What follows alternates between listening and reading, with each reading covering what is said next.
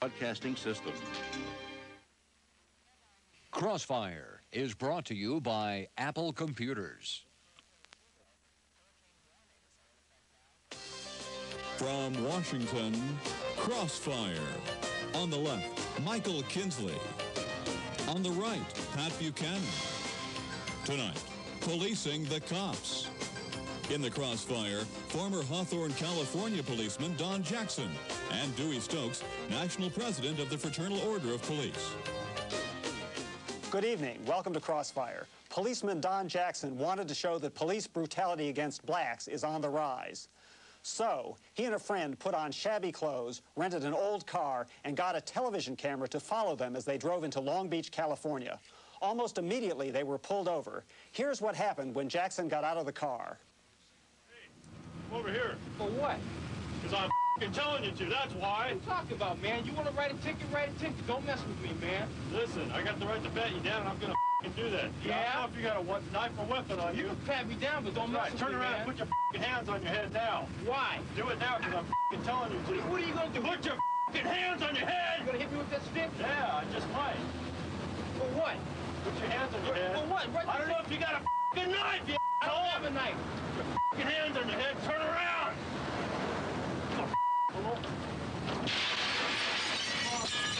Nothing, man, nothing.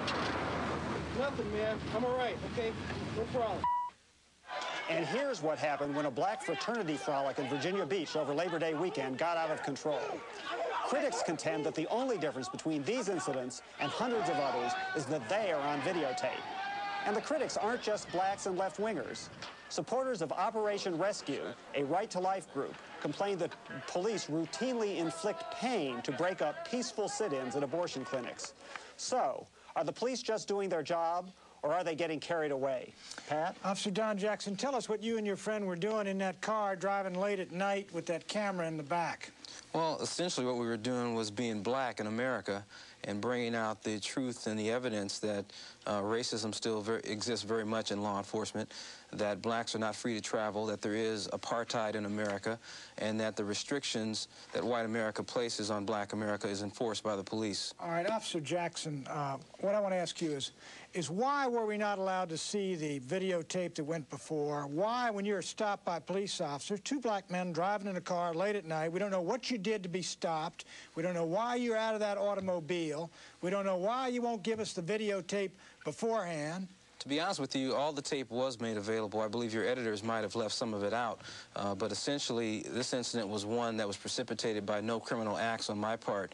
We drove down to the area of Long Beach after getting numerous complaints about police violence from not only blacks but whites as well.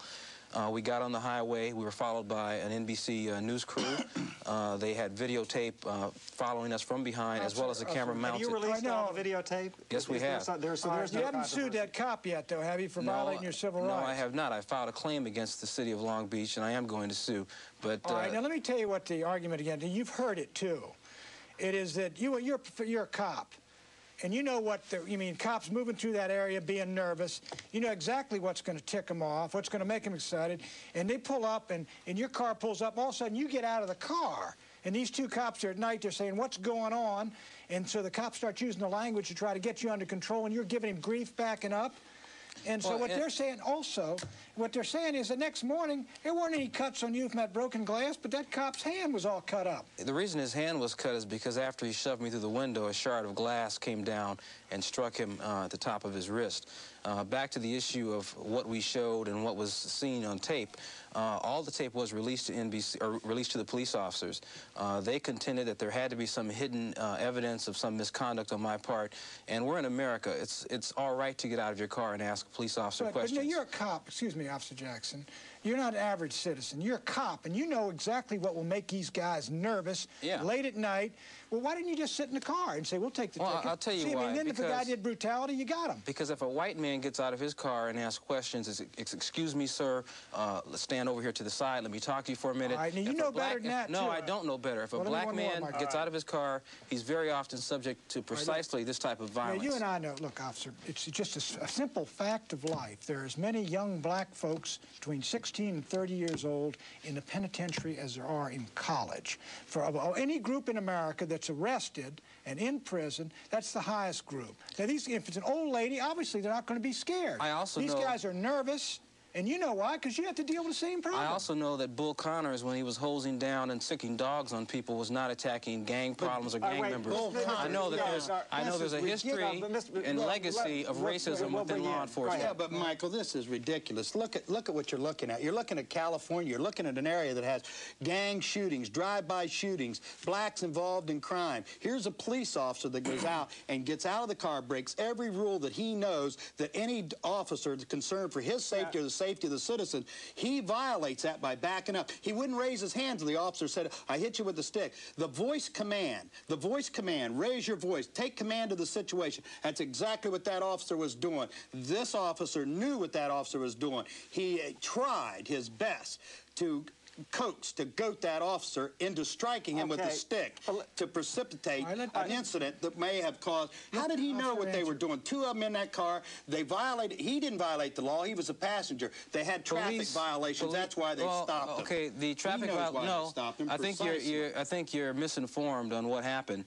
And if you go to Long Beach court records, you'll find that there was no criminal violation in that case. That I was prosecuted. But look, there was no traffic violation, and there's no case that the Long Beach. Then why did you pick out a junky secondhand used car? Look, he did it because they were obviously he was testing. Sure, testing it. But if you're going to test me fairly. Don't test me. So black people should not drive junky cars. No. Your remarks are entirely half-baked. No, they're not half-baked. Black people are entirely free to go where they please, when they want to, and dress any type of way that they want to dress. Right, but they're not entitled to break the law. They're not entitled to break the law. And what law do we break? Nobody. What law do you know of? What law do you know of that was broken? You was specific. You don't know of any law that was broken. I did not violate the law. Name the law. You know darn well that the guy driving the car violated a traffic violation. Oh, he did? Officer, how did you get the cops to stop you? I'll tell you. We pulled out onto Pacific Coast Highway in Long Beach, committed no traffic violation. The police officer pulled up alongside of me, looked at me, saw my black, shiny face, and said, here's a nigger that I'm going to jack up. That's exactly what he said. Because when he pulled me over... Why you had the camera in the car, officer? You were doing something to make sure. Let's get those cops to stop us. He was trying to prove exactly what he did prove, which is that if you're driving down the street not breaking the law, but you're in a shabby car and you're black, you get pulled over. This type of treatment is commonplace for black, for African Americans. Let me ask you one thing. Let me ask you. Look what you're looking at in Los Angeles and in that area. Who cares where it is? With the drive-by shootings. Was it in America? Okay, but was it in America? Was it in South Africa? If you violate... Was it in America or South Africa? If you live in America, you got a right to come and go as you please, black or white or anybody else. In America, there are passed laws for blacks, just like in South Africa. You are living in the 1850s. No, that's right. In America, I certainly am. Officer Jackson, come on. One-way ticket. Come on. Get a boat.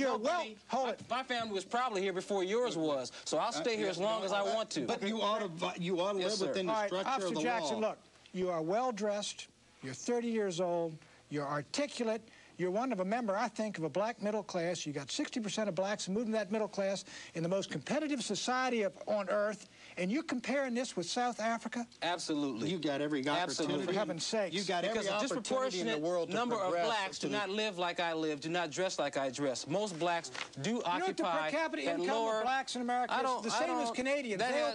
But you know what? The police treat us all the same. No. No, let me tell you why. Yes, they do. No, Mr. Jackson, you're right. I mean, I think if I went out, Michael and I are driving along in a car, we're going to get better treatment than if you and your friend are driving along in the car.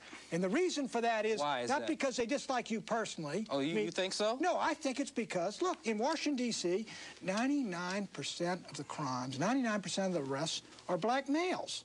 Now, these guys know this driving along there. That has nothing to do with the arbitrary use of violence. And I'll tell you, the racial overtones in law enforcement are overwhelming. No, There's significant evidence of racism. That's why Los Angeles Police Department officers have been driving their police cars with South African emblems on them. That's why the L.A. County Sheriff has had to discipline officers for burning crosses in the jail. That's why 88 LAPD officers are under suspension or under investigation for violating the civil rights of over 40 black people during a beating that they conducted. You raised interesting issues. Yes. There's a lot of folks who are in the right to life movement, the anti-abortion movement, who claim their civil rights are being violated the same way that Dr. Martin Luther King and the civil rights demonstrators of the 1960s were violated.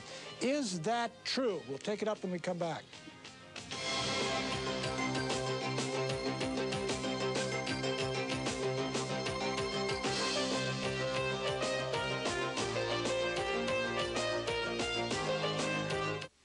Seriously, what do you think? Civil rights demonstrators faced off against white cops in Selma, Alabama.